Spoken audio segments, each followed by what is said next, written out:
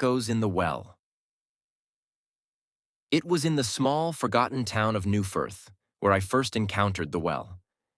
Newfirth wasn't on any map, and its remaining population consisted of a few older families, people who had never left the place they were born. I had been driving through rural backroads on my way to photograph some abandoned towns for a project when my GPS failed. Stranded, I decided to explore on foot until I found help. That's when I stumbled upon the old town square, if you could even call it that. There was a decaying post office, a couple of overgrown houses, and at its center, a well. The well seemed oddly well kept compared to the ruin surrounding it. A waist-high stone structure with a weathered wooden roof, it stood as the town's only remaining memory of better days. Something about it drew me in, a pull I couldn't explain. As I peered over the edge into the darkness, I realized that the water level had long receded. The bottom of the well was pitch black, so deep that I couldn't see where it ended. But something else caught my attention. A whisper, faint at first, but unmistakable. It was coming from the well. "Help me." I backed away, my heart pounding. Maybe it was the wind passing through the stone, I reasoned. Yet, I couldn't shake the feeling that I had heard something more. Something human. I considered leaving the town altogether, but curiosity got the better of me. I sat by the well, waiting for the wind to pick up again. Instead, after a few minutes of silence, I heard the voice again, this time more urgent. "Please, I'm trapped." My skin crawled. I called out, "Who's there? Are you hurt?" The voice didn't respond immediately, so I leaned in closer. "Down here," the voice finally echoed from the depths. "Help me out, please." I scrambled for my phone, shining its flashlight into the well. The light barely penetrated the darkness, reflecting off the stone walls and nothing else.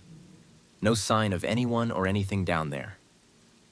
Despite every instinct telling me to leave, I grabbed a long piece of rope from my car and tied it around a sturdy metal hook on the well. I wasn't sure what I was thinking. I couldn't leave someone down there if they needed help. As I descended, the voice continued, "Hurry, please." The well was deeper than I had imagined. The smell of damp earth and mildew filled the air as I went further down, the stones cold against my hands.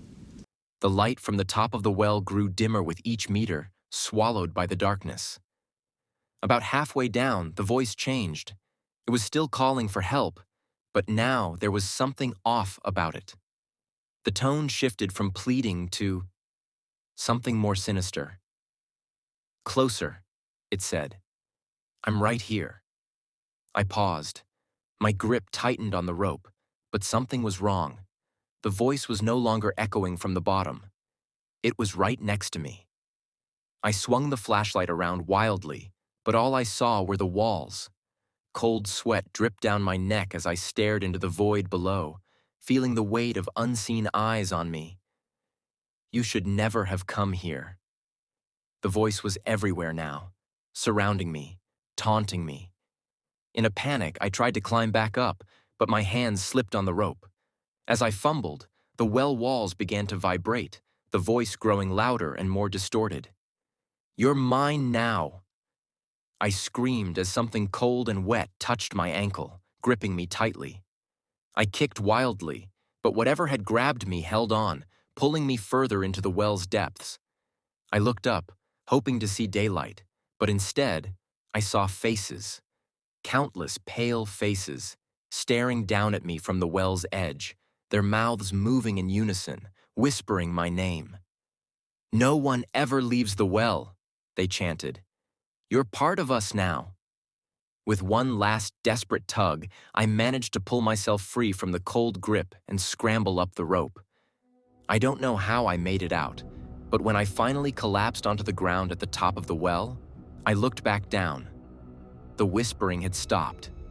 Shaking, I fled to my car, not daring to look back. As I sped away from Newfirth, the last thing I saw in my rearview mirror was the well, standing there, as silent and still as when I first found it. I've never been able to find that town again. I've searched maps, driven the same roads, but it's as if New Firth never existed. Sometimes, in the dead of night, I hear the whispers again. They echo in my dreams, pulling me back to that well, urging me to return. And I know that one day, they'll find me, just like they found the others.